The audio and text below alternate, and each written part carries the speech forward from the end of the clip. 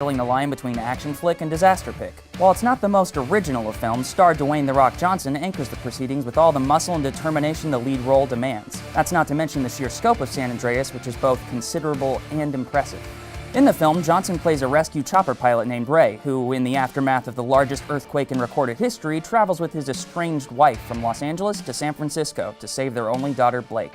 Meanwhile, a seismologist played by Paul Giamatti has coincidentally made a breakthrough in predicting earthquakes mere hours before the big one hits, a magnitude 9+ earthquake along the San Andreas Fault.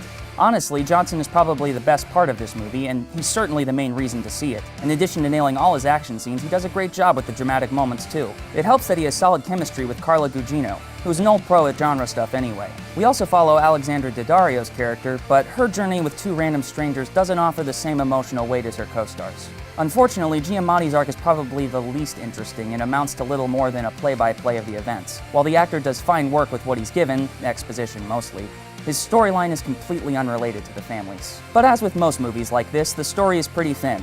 It's also fairly predictable and unoriginal. For example, there's obviously a scene where the Golden Gate Bridge gets destroyed, which is kind of a running joke in Hollywood anyway. That said, San Andreas knows what it is, and it doesn't try to be anything more. As for the earthquake, there's definitely no shortage of buildings crumbling or the ground breaking beneath people's feet. It can get a little exhausting at times, but the visuals here are top-notch, partly because there's actual color in them.